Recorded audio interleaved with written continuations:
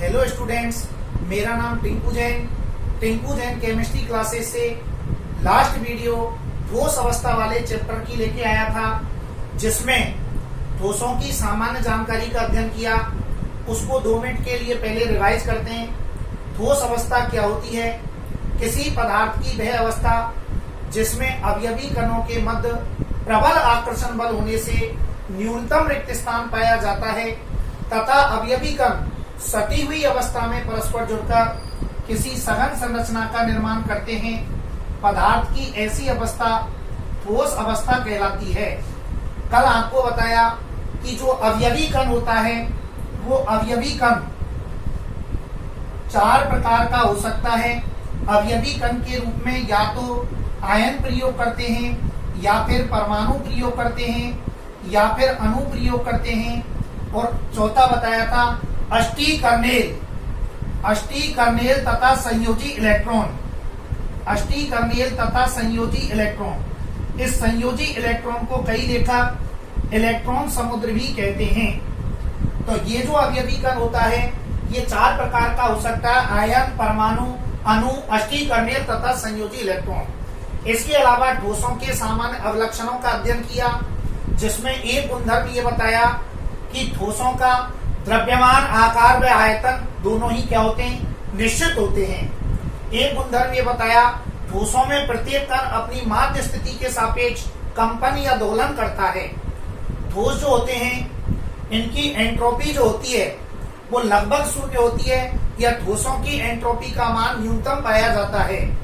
ठोस अवस्था के बारे में ठोसों के वर्गीकरण का अध्ययन किया था लास्ट वीडियो में, और वर्गीकरण में बताया था कि ठोस जो होते हैं वो 2 प्रकार के होते हैं। एक तो होता है क्रिस्टलीय ठोस और एक होता है अक्रिस्टलीय ठोस। तो कल आपको डिटेल में बताया क्रिस्टलीय ठोस जो होते हैं वे ठोस पदार्थ जिनमें अवयवी कणों की एक निश्चित व्यवस्थित संरचना पाई जाती है तथा सर्वाधिक आकर्षण बल पाया जाता है, क्रिस्टलीय ठोस कहलाते हैं। ये वास्तविक ठोस होते हैं, इनकी एंट्रोपी का मान 0 होता है। जबकि अक्रिस्टलीय ठोसों में बताया था उनमें अवयवी कणों के मध्य आकर्षण बल क्रिस्टलीय ठोसों की अपेक्षाकृत कम पाया जाता है तथा साथ ही उनकी निश्चित व्यवस्थित संरचना नहीं होती। ऐसे ठोस पदार्थ अक्रिस्टलीय ठोस पदार्थ कहलाते हैं। जैसे अक्रिस्टलीय ठोसों के उदाहरण में रबड़ है, प्लास्टिक है, कांच है, रोल है, रेजिन है, अक्रिस्टलीय सिलिकॉन है। ये सभी जो होते हैं वो अक्रिस्टलीय ठोसों के उदाहरण होते हैं। क्रिस्टलीय ठोसों में सबसे महत्वपूर्ण उदाहरण होता है क्वार्ट्ज। इसके अलावा NaCl, यूरिया, शक्कर, नेप्थलीन, ये सभी क्रिस्टलीय ठोसों के उदाहरणों के बारे में चर्चा की थी। इसके अलावा क्रिस्टलीय और अक्रिस्टलीय ठोसों में अंतर बताया, और अंतर में अपन ने टेबल के माध्यम से अंतर की बात की। उसमें बताया एक तरफ क्रिस्टलीय ठोस था, एक तरफ अक्रिस्टलीय ठोस था। तो क्रिस्टलीय जो ठोस होते हैं उनमें सर्वाधिक आकर्षण बल होता है अवयवी कणों में, अक्रिस्टलीय में आकर्षण बल अपेक्षाकृत कम पाया जाता है। एक अंतर ये बताया था क्रिस्टलीय ठोस ही वास्तविक ठोस होते हैं, जबकि अक्रिस्टलीय ठोस अतिशीतित द्रव या आभासी ठोस होते हैं। क्रिस्टलीय ठोसों की एंट्रोपी का मान लगभग 0 होता है, अक्रिस्टलीय ठोसों की एंट्रोपी 0 से अधिक पाई जाती है। क्रिस्टलीय ठोसों का गलनांक निश्चित होता है, जबकि अक्रिस्टलीय ठोसों का गलनांक निश्चित नहीं होता। क्रिस्टलीय ठोसों की दीर्घ परासी व्यवस्था होती है, जबकि अक्रिस्टलीय ठोसों की दीर्घ परासी व्यवस्था नहीं होती, उनकी लघु परासी व्यवस्था होती है। क्रिस्टलीय ठोसों में विदलन का गुणधर्म पाया जाता है। विदलन का मतलब काटने से है। काटने पर जो टुकड़े बनते हैं उनकी जो सतह होती है, सरफेस जो होता है वो समतल और सपाट चिकनी प्राप्त होती है, जबकि अक्रिस्टलीय ठोसों में विदलन गुण नहीं पाया जाता, या अक्रिस्टलीय ठोसों का स्पष्ट रूप से विदलन नहीं हो पाता है।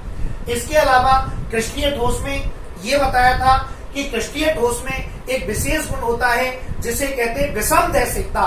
तो क्रिस्टलीय ठोस में विषमदैशिकता का गुणधर्म पाया जाता है, लेकिन एक अपवाद है घनीय क्रिस्टल निकाय को छोड़कर, जबकि अक्रिस्टलीय ठोसों में समदैशिक गुणधर्म पाया जाता है। एक अंतर ये भी बताया क्रिस्टलीय ठोस जो होते हैं इनके शीतलन वक्र असतत होते हैं, जबकि अक्रिस्टलीय ठोसों के शीतलन वक्र सतत होते हैं। एक ये भी बताया अक्रिस्टलीय ठोसों को गर्म करके जब ठंडा करते हैं तो एक क्रिस्टलीय ठोसों में परिवर्तित हो जाते हैं, जबकि क्रिस्टलीय ठोसों को अक्रिस्टलीय ठोसों में परिवर्तित नहीं किया जा सकता। क्रिस्टलीय ठोसों की गलन ऊष्मा का मान निश्चित होता है, जबकि अक्रिस्टलीय ठोसों की गलन ऊष्मा का मान निश्चित नहीं होता है। ये कुछ अंतर अपन ने डिफरेंस क्रिस्टलीय और अक्रिस्टलीय ठोस में पढ़े थे। इसके बाद ये जो ठोस अवस्था होती है क्रिस्टलीय और अक्रिस्टलीय ठोसों में जो अपन ने अंतर पढ़े, आज इनसे संबंधित एग्जाम में, बोर्ड की एग्जाम में किस तरह से क्वेश्चन पूछता है, उन क्वेश्चनों पर चर्चा करेंगे। तो इसी क्रम में पहला क्वेश्चन 12th बोर्ड में 2 बार पूछा गया है, कांच को अति शीतित द्रव माना जाता है क्यों? कांच को अति शीतित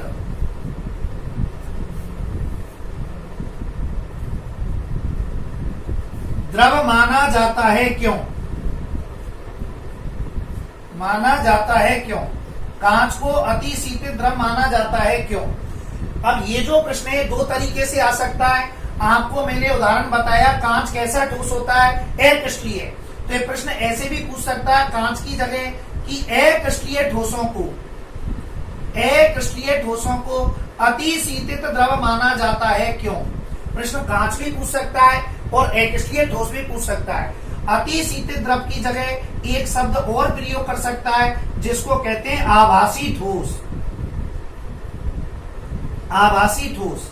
तो प्रश्न इस तरह आता है एग्जाम में, कांच को अति शीतित द्रव माना जाता है क्यों? इसका रीजन है, इसका जब अपन उत्तर लिखेंगे तो इस तरह देंगे, कांच जो होता है इसमें यहां पर शब्द है अति शीतित द्रव।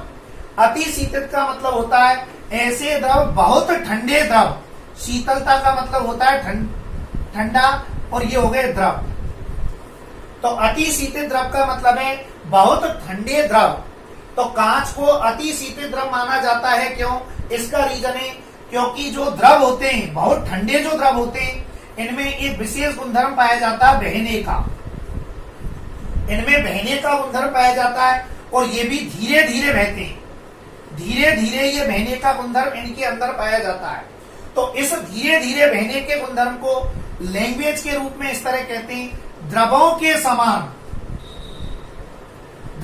समान बहने का गुण। द्रवों के समान बहने का गुण। इसी को समान को कई लेखक कैसे दे देते हैं, सदृश। सदृश का मतलब है उसी के समान। तो द्रवों के सदृश बहने को बोल देते हैं प्रवाह, प्रवाहित होना, फ्लो। तो ये जो कांच जो होता है इसमें द्रवों के सदृश या समान प्रवाह होने का गुण पाया जाता है। लेकिन ये जो प्रवाहित होता है, कांच जो द्रवों के समान प्रवाहित होता है, ये बहुत धीमी गति से होता है, अत्यंत मंद गति से होता है। और अत्यंत मंद गति से होने के कारण ये जो कांच होता है इसे क्या माना जाता है, अति शीतित द्रव माना जाता है। तो यदि एग्जाम में प्रश्न आएगा तो 1 नंबर का प्रश्न पूछता है, कांच को अति शीतित द्रव माना जाता है क्यों? तो केवल एक शब्द में ही, एक लाइन में उत्तर देंगे, द्रवों के सदृश प्रवाह का गुण होने से, द्रवों के सदृश प्रवाह का गुण होने से ये जो कांच होता है ये अत्यंत मंद गति से बहता है। तो द्रवों के सदृश या समान बहने के कारण, प्रवाहित होने के कारण इसे क्या मान सकते हैं, अति शीतित द्रव मान सकते हैं। क्योंकि अति शीतित, बहुत ठंडे जो द्रव होते हैं, उनके अवयवी कणों के मध्य जितना आकर्षण बल लगता है उतना ही आकर्षण बल कांच के अवयवी कणों के मध्य में लगता है। आप जब वीडियो चालू हो, पढ़ना प्रारंभ करें तो आप एक बात ध्यान में रखें, अपनी पेन कॉपी साथ में रखें और क्वेश्चन को साथ ही साथ में लिखते जाएं। आप स्क्रीनशॉट भी ले सकते हैं। तो कांच को अति शीतित द्रव माना जाता है, एक शब्द में, एक लाइन में उत्तर देंगे, द्रवों के सदृश प्रवाह का गुण होने के कारण कांच को क्या माना जाता है, अति शीतित द्रव माना जाता है। आप इसको नोट कर सकते हो। अगला जो क्वेश्चन है, 3 क्वेश्चन है कांच के ऊपर। तो पहला क्वेश्चन, कांच को अति शीतित द्रव माना जाता है क्यों? दूसरा क्वेश्चन है, ये जो कांच होता है, कांच जो होते हैं उनमें 2 अलग से प्रश्न पूछता है। उसमें एक प्रश्न तो ये पूछता है कि पुरानी इमारतों और जो भवन होते हैं उनमें दरवाजों और खिड़कियों पर लगे हुए जो कांच होते हैं, जैसे ये कांच है माना दरवाजों पर लगा हुआ है, तो ये ऊपर से तो होते हैं पतले और नीचे से होते हैं मोटे। ऐसी बिल्डिंग, ऐसी भवन जो 50 साल 100 साल पुराने हैं, उनमें दरवाजे और खिड़कियों पर लगे हुए जो कांच होते हैं वो ऊपर से तो होते हैं पतले और नीचे से होते हैं मोटे। क्यों? प्रश्न पूछता है। ऊपर वाले भाग को कहते हैं शीर्ष भाग। तो आप क्वेश्चन नोट कर सकते हो, मैं बोल रहा हूं पुरानी भवनों तथा इमारतों में लगे हुए कांच शीर्ष भाग में की तुलना में अध स्तर भाग या नीचे मोटे होते हैं। क्यों? तो इसका उत्तर लगेगा, ये जो कांच मोटे होते हैं, इसका उत्तर अपन इस तरह से देंगे कि कांच में कौन सा गुण पाया जाता है? बहने का, प्रवाह का। तो कांच जो होता है जब 10, 20, 50 साल हो जाती हैं, 2-4 दिन में नहीं, 10, 20, 50 साल 100 साल में जाके कांच धीरे धीरे नीचे की ओर बहने लग जाता है। तो कांच नीचे की तरफ अत्यंत मंदता का मतलब है धीरे धीरे बहने लगता है। और जब नीचे की तरफ बहने लगेगा तो ऊपर से जो पहले तो समान मोटाई का था ऊपर और जब लगा था तब, लेकिन जब 50-100 साल हो जाते हैं तो धीरे धीरे नीचे की तरफ बहने लगता है और बहकर ये नीचे की तरफ 50-100 साल में जाके नीचे वाला भाग मोटा हो जाएगा और ऊपर वाला भाग पतला हो जाता है। तो क्वेश्चन आता है पुरानी इमारतों तथा भवनों पर लगे हुए जो कांच होते हैं दरवाजों खिड़कियों में, वो ऊपर से पतले और नीचे से मोटे होते हैं। क्यों? तो एक लाइन में उत्तर होगा क्योंकि कांच नीचे की तरफ, कांच ताप पाकर, बहुत समय हो जाता है तो उसको ताप मिलता है, कांच ताप पाकर नीचे की तरफ अत्यंत मंदता से बहता है। इसी कारण नीचे मोटा भाग हो जाता है और ऊपर पतला भाग हो जाता है। 1 लाइनर प्रश्न है तो एक ही लाइन में उत्तर देंगे, कांच ताप पाकर नीचे की तरफ अत्यंत मंदता से बहने लगता है, जिसके कारण नीचे वाला भाग मोटा हो जाता है। इस तरह से अपन इसका उत्तर देंगे। अगले प्रश्न की बात करते हैं, कांच के ऊपर क्वेश्चन। देखिए आपको जो पढ़ाया जा रहा है इसमें से ऐसा मैटर तैयार किया है कि 12th बोर्ड के अंदर इससे बाहर चैप्टर में कोई क्वेश्चन जाएगा नहीं। तो जो तीसरा जो क्वेश्चन है वो ये है कि जो कांच होता है, जब पुरानी वस्तुएं होती हैं, जो पुरानी सभ्यता है, उस पुरानी सभ्यताओं में जो खुदाई के दौरान जो वस्तुएं निकलती हैं, पुरानी सभ्यताओं में खुदाई के दौरान जो वस्तुएं निकलती हैं, उन वस्तुओं में उनकी जब दृश्यता उनको देखते हैं तो उनमें दूधियापन आ जाता है। दूधियापन, उनका जो कलर होता है वो दूधियापन लिए होता है। कांच की जितनी भी वस्तुएं होती हैं उनमें पुरानी सभ्यता के अंदर खुदाई के दौरान जो कांच की वस्तुएं निकलती हैं उनमें उनकी दृश्यता जो होती है वो दूधियापन लिए हुए होती है। क्यों? इस तरह से प्रश्न पूछता, हम नोट कर सकते हैं, पुरानी सभ्यता में निकली हुई कांच की वस्तुएं की दृश्यता दूधियापन लिए हुए होती है। क्यों? तो इसका भी उत्तर यही है कि ये जो कांच होता है, इसका आंसर ऐसे देंगे, कांच जो होता है अपन ने पढ़ा हुआ है कि कांच कैसा ठोस है? अक्रिस्टलीय ठोस। कांच कैसा ठोस होता है? अक्रिस्टलीय ठोस। और जब ये अक्रिस्टलीय ठोस होता है तो मैंने आपको बताया था अक्रिस्टलीय ठोस ताप पाकर या अक्रिस्टलीय ठोस को जब गर्म करते हैं तो अक्रिस्टलीय ठोस गर्म करने पर ये पिघल जाता है और पिघलकर जब इसको धीरे धीरे ठंडा करते हैं तो किसमें परिवर्तित हो जाता है? क्रिस्टलीय ठोस में परिवर्तित हो जाता है। यानी इसके क्या बन जाते हैं? क्रिस्टल बनना प्रारंभ हो जाते हैं। तो यहाँ पर अक्रिस्टलीय ठोस कांच है, तो कांच ताप पाकर क्रिस्टलीय ठोस में परिवर्तित हो जाता है। एक शब्द में 1 लाइनर में उत्तर देंगे तो अक्रिस्टलीय ठोस का क्रिस्टलीय ठोस में परिवर्तित होना या क्रिस्टल बनना कहलाता है क्रिस्टलीकरण। क्या कहलाता है? क्रिस्टलीकरण। और इस क्रिस्टलीकरण की प्रक्रिया के कारण ही कलर कैसा हो जाता है? दूधियापन लिए हुए हो जाता है। तो यदि क्वेश्चन आता है, आप नोट कर सकते हो, पुरानी सभ्यताओं में निकली हुई कांच की जो वस्तुएं होती हैं उनकी दृश्यता दूधियापन लिए हुए होती है। क्यों? तो उत्तर लगेगा एक शब्द में, क्रिस्टलीकरण के गुण के कारण। क्रिस्टलीकरण के गुण के कारण। यदि आप डिटेल में लिखना चाहो तो ऐसे भी लिख सकते हो, ये तो एक शब्द में उत्तर रहा क्रिस्टलीकरण गुण के कारण। और क्रिस्टलीकरण क्या होता है तो आप लिख सकते हो कांच को गर्म करने पर जब धीरे धीरे ठंडा करते हैं तो इसके क्रिस्टल बन जाते हैं, ये क्रिस्टलीय ठोस बन जाता है, और वो जो क्रिस्टल बनने वाला गुण है वही क्या कहलाता है, क्रिस्टलीकरण की प्रक्रिया कहलाती है। तो तीसरा प्रश्न हो गया, पुरानी सभ्यता में कांच की जो वस्तुएं होती हैं उनमें की दृश्यता दूधियापन लिए होती है, क्यों? तो उत्तर हो जाएगा क्रिस्टलीकरण गुण के कारण। अब कांच के लिए ये 3 क्वेश्चन थे। कांच को अति शीतल द्रव माना जाता है। एक क्वेश्चन आपको बताया कि पुरानी भवनों में जो शीशे लगे होते हैं वो ऊपर से पतले और नीचे से क्या होते हैं, मोटे होते हैं, क्यों? और एक क्वेश्चन ये बताया पुरानी सभ्यताओं में कांच की जो वस्तुएं होती हैं वो उनकी दृश्यता दूधियापन लिए होती है। इसका उत्तर बताया क्रिस्टलीकरण के गुण के कारण। कांच पर अगला 4था क्वेश्चन आप नोट कर सकते हो।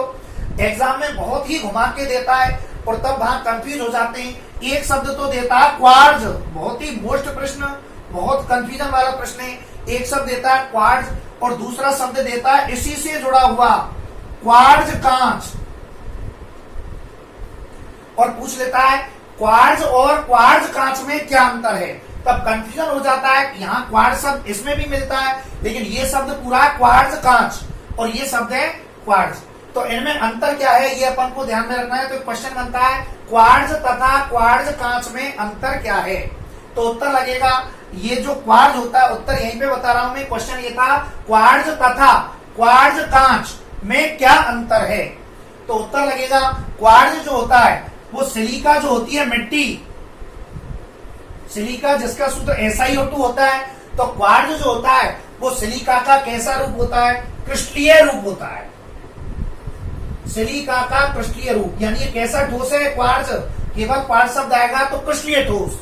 तो क्वार्ट्ज जो होता है वो सिलिका का क्रिस्टलीय रूप होता है, लेकिन ये जो क्वार्ट्ज कांच होता है ये सिलिका का अक्रिस्टलीय रूप होता है, यानी ये अक्रिस्टलीय ठोस है, अक्रिस्टलीय रूप। यदि एग्जाम में प्रश्न आ जाए क्वार्ट्ज और क्वार्ट्ज कांच छांटिए कौन सा क्रिस्टलीय कौन सा अक्रिस्टलीय, तो ये क्रिस्टलीय होता है अक्रिस्टलीय। तो सिलिका का क्रिस्टलीय उत्तर लिखेंगे, क्वार्ट्ज तथा क्वार्ट्ज कांच में क्या अंतर है, उत्तर लिखेंगे क्वार्ट्ज सिलिका का क्रिस्टलीय रूप होता है जबकि क्वार्ट्ज कांच सिलिका का अक्रिस्टलीय रूप होता है। इसके साथ में और भी आपको 2 शब्द इस क्वेश्चन में नहीं है लेकिन मैं अलग से बता दूं। एक शब्द आता है एग्जाम में रेसा कांच और एक शब्द आता है केवल कांच। तो एग्जाम में 4 शब्द है क्वार्ट्ज, क्वार्ट्ज कांच, रेसा कांच, कांच। तो केवल क्वार्ट्ज तो कैसा रूप है, क्रिस्टलीय ठोस, और क्वार्ट्ज कांच पूछे चाहे रेसा कांच पूछे चाहे केवल कांच पूछे, ये तीनों ही कैसे ठोस होते हैं, अक्रिस्टलीय ठोसों के उदाहरण हैं। तीनों ही अक्रिस्टलीय ठोसों के रूप में प्रदर्शित होते हैं। तो कंफ्यूज नहीं होना है, शब्द एक जैसे लग रहे हैं, कांच प्रयोग होता है लेकिन इसमें अपन को ध्यान में रखना है रेसा कांच, कांच और क्वार्ट्ज कांच, ये जो तीनों होते हैं ये कैसे ठोस कहलाते हैं, क्रिस्टलीय ठोस, अक्रिस्टलीय सॉरी। और जो केवल क्वार्ट्ज होता है वो सिलिका का कैसा रूप होता है, क्रिस्टलीय रूप होता है, यही क्रिस्टलीय ठोस कहलाता है। सिलिका का सभी सूत्र जानते ही हो आप, SiO2। देखो अगला 5वां क्वेश्चन अपन बात करते हैं। ये तो कांच से संबंधित क्वेश्चन थे, जो क्रिस्टलीय और अक्रिस्टलीय ठोसों में आपको अंतर बताए, उनसे संबंधित प्रश्न आपको बताए। अगला प्रश्न ये है, एग्जाम में आता है एक ऐसे अक्रिस्टलीय ठोस का उदाहरण दीजिए।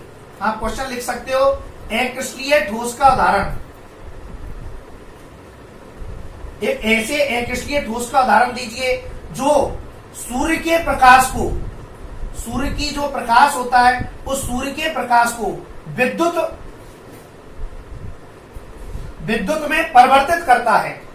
एक ऐसे अक्रिस्टलीय ठोस का उदाहरण दीजिए जो सूर्य के प्रकाश को विद्युत में परिवर्तित या रूपांतरित, विद्युत में परिवर्तित या रूपांतरित करता है। तो इसका उत्तर होगा अक्रिस्टलीय सिलिकॉन। ध्यान रखना, बहुत ही मोस्ट प्रश्न है, अक्रिस्टलीय सिलिकॉन।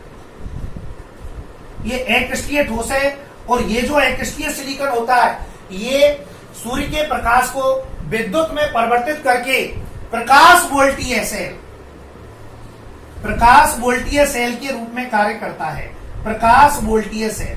तो इस प्रश्न को आप ऐसे नोट कर सकते हो, एक ऐसे ठोस का उदाहरण दीजिए जो सूर्य के प्रकाश को विद्युत में परिवर्तित करके प्रकाश वोल्टीय सेल के रूप में एक श्रेष्ठ उदाहरण होता है। तो इसका उत्तर क्या लग जाएगा? अक्रिस्टलीय सिलिकॉन। आप आंसर लिख सकते हो, अक्रिस्टलीय सिलिकॉन प्रकाश वोल्टीय सेल का सर्वश्रेष्ठतम उदाहरण है जो सूर्य के प्रकाश को विद्युत ऊर्जा में यानी प्रकाश ऊर्जा को इलेक्ट्रिक एनर्जी विद्युत ऊर्जा में कन्वर्ट करता है। तो ये 5वां क्वेश्चन अक्रिस्टलीय सिलिकॉन से संबंधित। ये क्वेश्चन एग्जाम में की दृष्टि से और महत्वपूर्ण है, वो अपन क्रिस्टलीय अक्रिस्टलीय ठोसों के अंतर के आधार पर पढ़ सकते हैं। उसमें यह है कि ये जो ठोस होते हैं क्रिस्टलीय ठोस और अक्रिस्टलीय ठोस, तो इनको अपन वर्गीकृत कर सकते हैं। तो क्वेश्चन आता है क्रिस्टलीय तथा अक्रिस्टलीय ठोसों को वर्गीकृत करो, क्रिस्टलीय और अक्रिस्टलीय ठोसों को छांटिए, कुछ नाम देगा छांटिए।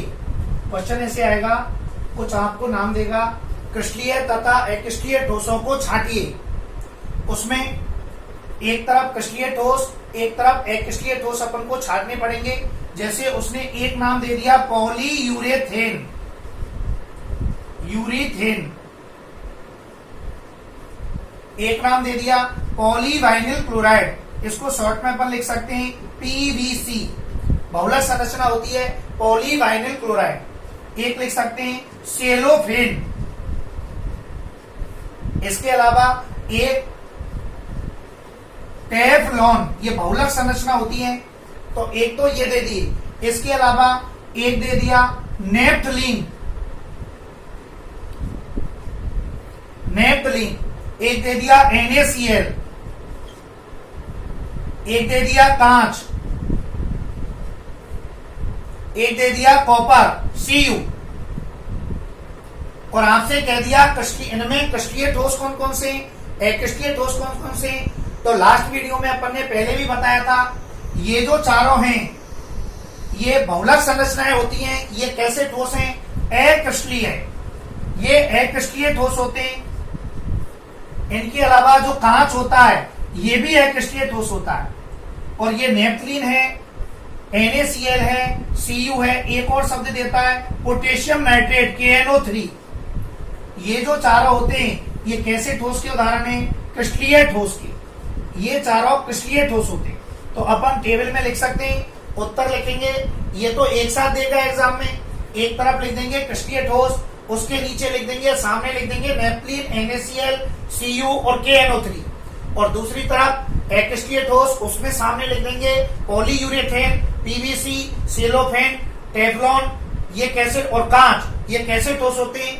अक्रिस्टलीय ठोस होते हैं। इस तरह क्रिस्टलीय और अक्रिस्टलीय ठोसों को वर्गीकृत करवाता है। इसके अलावा एक और क्वेश्चन पर अपन चर्चा करते हैं। ये ऐसे प्रश्न बता रहे हैं, इनसे बाहर क्रिस्टलीय और अक्रिस्टलीय ठोस में क्वेश्चन जाएगा नहीं। तो इसमें यह है, क्वेश्चन ऐसे पूछता है, एक ठोस का अपवर्तनांक ये भौतिक गुण होता है, अपवर्तनांक संकेत म्यू होता है। तो एक ठोस का अपवर्तनांक का मान, ठोस के अपवर्तनांक का मान सभी दिशाओं में समान होता है, सभी दिशाओं में समान होता है। तो पूछता है ठोस की प्रकृति क्या होगी, ठोस की प्रकृति क्या होगी, और साथ ही पूछता है क्या इसमें विदलन गुण पाया जाता है, विदलन गुण पाया जाता है। देखो, जब क्रिस्टलीय और अक्रिस्टलीय ठोस में अंतर पढ़ाया, तो क्रिस्टलीय और अक्रिस्टलीय ठोस के अंतर में यहां एक ही प्रश्न में दो चीजें काम में आ रही हैं। वहां बताया समदैशिक गुणधर्म, समदैशिक गुणधर्म किसी पदार्थ के ऐसे गुण जिनका मान सभी दिशाओं में समान होता हो, समदैशिक गुणधर्म कहलाते हैं। तो उत्तर लिखेंगे, चूंकि अपवर्तनांक भौतिक गुण है और इसका मान सभी दिशाओं में समान है, तो ठोस की प्रकृति क्या हो जाएगी? समदैशिक प्रकृति। उत्तर में ही हो गया, क्योंकि समदैशिकता गुण में होता है, जो गुण होता है उसका मान सभी दिशाओं में समान होता है, तो प्रकृति समदैशिक होगी। और समदैशिक जो प्रकृति होती है, समदैशिक जो प्रकृति होती है वो किसकी होती है? क्रिस्टलीय ठोसों की या अक्रिस्टलीय की? तो अक्रिस्टलीय ठोसों के गुणों में अंतर में बताया अक्रिस्टलीय ठोसों में कौन सी प्रकृति पाई जाती है? समदैशिक प्रकृति पाई जाती है। अब आप अक्रिस्टलीय ठोसों में चूंकि ये प्रकृति होती है, और क्या अक्रिस्टलीय ठोसों का में विदलन गुण पाया जाता है क्या? नहीं। ये किसमें पाया जाता है? क्रिस्टलीय ठोसों में पाया जाता है। तो इस प्रश्न का उत्तर हो जाएगा उस ठोस की प्रकृति, उत्तर में लिख लो, समदैशिक होती है और उसमें विदलन गुण जो होता है वो नहीं पाया जाता। क्यों नहीं पाया जाता? क्योंकि समदैशिक प्रकृति अक्रिस्टलीय ठोसों की होती है और अक्रिस्टलीय ठोसों को स्पष्ट रूप से विदलित नहीं किया जा सकता। आपको अंतर में लास्ट वीडियो में बताया, इसी कारण इनमें विदलन गुण नहीं पाया जाएगा। तो इसका उत्तर दो शब्द हो जाएंगे, ठोस की प्रकृति तो हो गई समदैशिक और विदलन गुण कैसा हो गया? विदलन गुण नहीं पाया जाता। इसके अलावा दो क्वेश्चन मैंने आपको पहले लिखा दिए थे। ठोस कठोर होता है क्यों? उसका वन लाइनर उत्तर था ठोसों की अवयवी कणों के मध्य अंतरान्विक आकर्षण बल अधिक होने के कारण। और एक प्रश्न ठोसों का आयतन निश्चित होता है क्यों? वो भी वन लाइनर उत्तर मैंने आपको लास्ट वीडियो में लिखा दिया था। आयतन का उत्तर दाब से देते हैं। ठोस का दाब बढ़ाने पर वह दाब से अप्रभावित होता है, इसी कारण ठोसों के आयतन क्या होते हैं? निश्चित होते हैं। तो ये ठोस अवस्था से संबंधित क्रिस्टलीय और अक्रिस्टलीय ठोसों में जो अंतर था उससे संबंधित आपको ये मैं प्रश्न लेके आया। प्रश्न बहुत ही अच्छे, एग्जाम की दृष्टि से बहुत महत्वपूर्ण है, आप इनको देखें। कल अपन अपनी अगली वीडियो में क्रिस्टलीय ठोसों का वर्गीकरण पढ़ेंगे, जो 4 प्रकार का होता है: आयनिक ठोस, सहसंयोजक ठोस, धात्विक ठोस और आणविक ठोस। यदि प्यारे स्टूडेंट्स हो, आपको मेरी ये वीडियो अच्छी लगी हो तो जरूर लाइक करें और मेरा channel Tinku Jain chemistry classes को सब्सक्राइब करें, बेल आइकन को भी दबाएं, आपको जिससे इसी तरह अच्छी वीडियो आपको मिलती रहे। चैप्टर बिल्कुल क्रम से पढ़ा रहे हैं, आप एक भी क्लास नहीं छोड़ें। आपको बहुत इंटरेस्ट आएगा केमिस्ट्री पढ़ने में। एक भी चीज आपको समझ में नहीं आती है तो आप हमारे कमेंट्स बॉक्स में डाल सकते हैं, उनमें जो भी आपकी प्रॉब्लम्स होगी उनको मैं अधिकतम सॉल्व करने का प्रयास करूंगा। धन्यवाद।